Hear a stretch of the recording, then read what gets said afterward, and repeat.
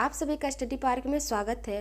मैं आप लोगों को आज अपना मालवा खाऊ उजाड़ू सभ्यता का वे सारे एमसीक्यू क्वेश्चन कराऊंगी जो आपके एग्जाम में पूछे जा सकते हैं या फिर आपके एग्जाम में आने वाले हैं।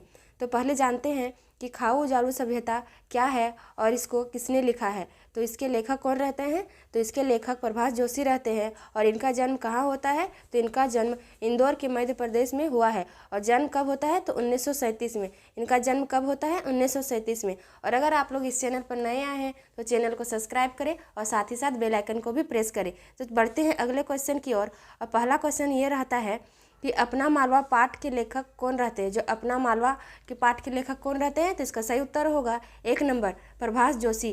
प्रभास जोशी ने अपना मालवा खाऊ उजाड़ू सभ्यता लिखा है। बढ़ते हैं अगले क्वेश्चन की ओर और देखते हैं दूसरा नंबर क्वेश्चन कि प्रभास जोशी का जन्म कब हुआ है। तो प्रभास जोशी का जन्म कब हुआ है? तो इसका सही उत्तर होगा 2 नंबर 1837। 1837 में प्रभास जोशी का जन्म होता है।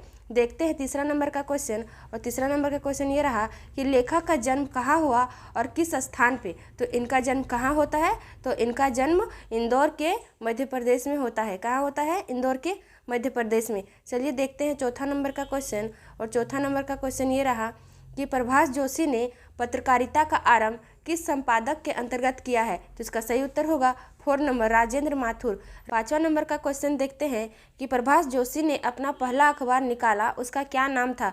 जो प्रभास जोशी है लेखक, उन्होंने अपना पहला अखबार निकाला था, उनका क्या नाम रखते हैं? तो उनका नाम जनसत्ता रखते हैं। क्या नाम रहता है? जनसत्ता। बढ़ते हैं अगले क्वेश्चन की ओर।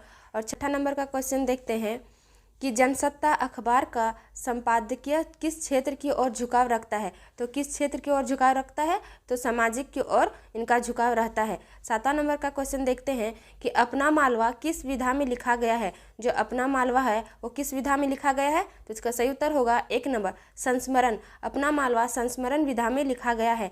बढ़ते हैं अगले क्वेश्चन की ओर। और अगला क्वेश्चन देखते हैं कि पाठ के आरंभ में मालवा प्रदेश को कैसा प्रदर्शित किया गया है। जो पाठ के आरंभ में हम देखेंगे कि इसको किस रूप में दिखाया गया है। तो इसका सही उत्तर होगा 1 नंबर प्राकृतिक संपदा से समृद्ध। प्राकृतिक संपदा से समृद्ध रहता है अपना मालवा पाठ। देखते हैं 9 नंबर का क्वेश्चन। और 9 नंबर का क्वेश्चन ये रहा कि चौमासा के समय मालवा तथा राजस्थान में किस भिन्नता की ओर संकेत करता है। तो इसका सही उत्तर क्या होगा? 1 नंबर जगह जगह तालाब बना हुआ था। क्या होता है कि जगह जगह तालाब बने हुए होते हैं। बढ़ते हैं अगले क्वेश्चन की ओर। और 10 नंबर का क्वेश्चन ये रहा कि त्योहार के समय जब पर्व रहता है उस समय मालवा के घर आंगन को किससे लिपा जाता है। तो किससे लिपा जाता है? गोबर से। किससे? गोबर से। जब पर्व रहता है तो मालवा के घर आंगन लीपे जाते हैं। बढ़ते हैं अगले क्वेश्चन की ओर। और 11 नंबर का क्वेश्चन देखते हैं कि लेखक के अनुसार सभ्यताओं का जन्म किससे हुआ है। तो इसका क्या होगा सही उत्तर? इसका सही उत्तर होगा 3 नंबर नदियों से। नदियों से सभ्यताओं का जन्म होता है। चलिए बढ़ते हैं अगले क्वेश्चन की ओर और देखते हैं अगला क्वेश्चन क्या कहता है। लेखक ने मालवा प्रदेश की किस विशेषता की ओर संकेत किया है। जो लेखक रहते हैं वो मालवा प्रदेश की किस विशेषता की संकेत करते हैं। तो इसका सही उत्तर होगा इनमें से सभी। मालवा प्रदेश की मिट्टी, नदियों का उद्गम और विस्तार। दूसरा देखते हैं कि मालवा के लोगों के रहने और जीने के ढंग, मालवा की संस्कृति और वहाँ की बारिश। देखते हैं कि अगला क्वेश्चन। और 13 नंबर का क्वेश्चन रहता है कि लेखक के अनुसार खाऊ उजाड़ू सभ्यता का क्या तात्पर्य रहता है। जो लेखक रहते हैं उनके अनुसार खाऊ उजाड़ू सभ्यता क्या रहता है। तो इसका सही उत्तर होगा कि जीवन के मूल्यों की परवाह किए बिना विकास की अंधी दौड़ में। क्या होगा?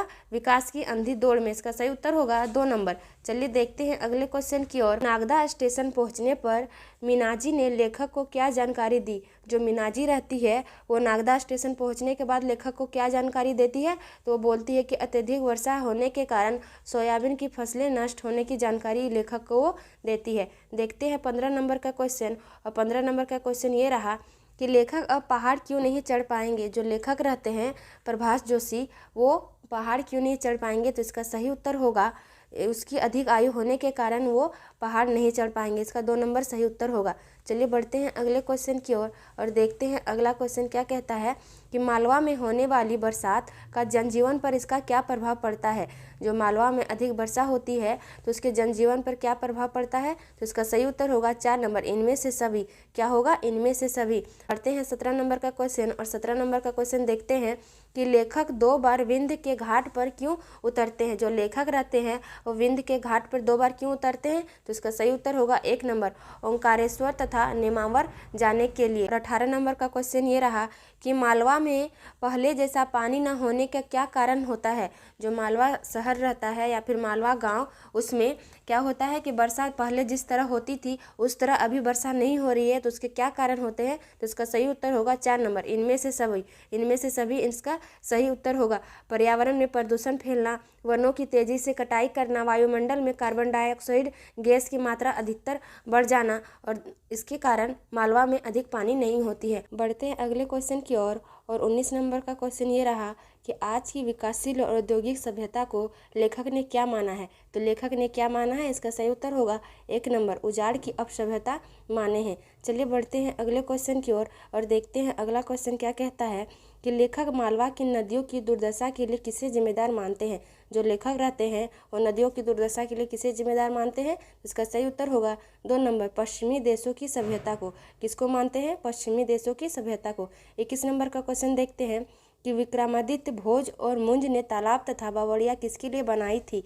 जो राजा भोज रहते हैं और मुंज रहते हैं उन्होंने तालाब तथा बावड़िया किसे बोलते हैं, सीढ़ी नुमादार तालाब, वो किस लिए बनाते हैं, तो इसका सही उत्तर होगा 1 नंबर, ताकि धरती के गर्भ में पानी को संचित रख सके। बढ़ते हैं अगले क्वेश्चन की ओर। अगला क्वेश्चन देखते हैं कि आज की सभ्यता नदियों के पानी को कैसा बना रही है। तो कैसा बना रही है, गंदे नाले के समान बना रही है आज की सभ्यता नदियों को। चलते देखते हैं 23 नंबर का क्वेश्चन और 23 नंबर का क्वेश्चन रहा कि नीर वाला मालवा सूखा हो जाने का क्या कारण है। तो इसका सही उत्तर होगा 1 नंबर, पानी का लगातार दोहन होने का कारण।